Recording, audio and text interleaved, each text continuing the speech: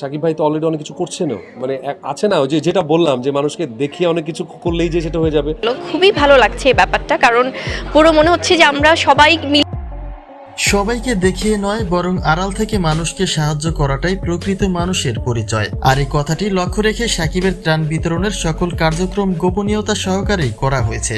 অর্থাৎ সকলের চোখে শাকিবকে নীরবতা পালন করতে দেখলেও হাজারের অধিক মানুষের জন্য ত্রাণ সামগ্রী নিয়ে সাহায্য করেছেন কিং খান।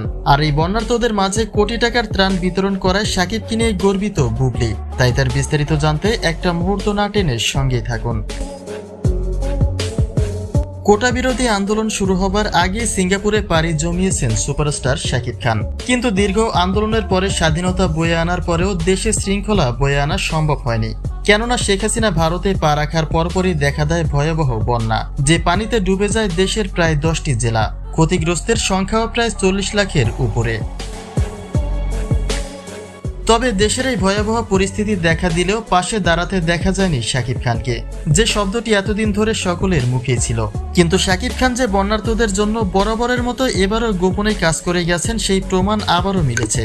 গত 2 সপ্তাহ আগে ইমন জানিয়েছিলেন নিয়মিতই ক্ষতিগ্রস্তদের খোঁজখবর নিচ্ছেন শাকিব খান, কিন্তু সেখানে শাকিবের ত্রাণ বিতরণের কোনো অংশ উল্লেখ করা হয়নি।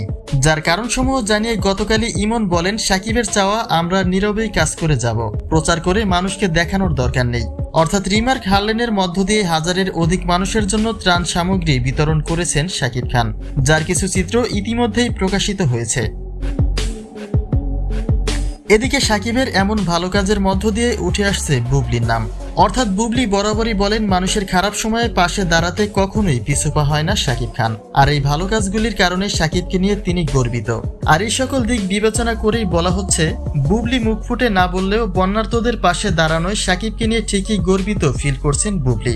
শত হলেও এই ভালো মানুষটা একটা সময়ে তারই ছিল।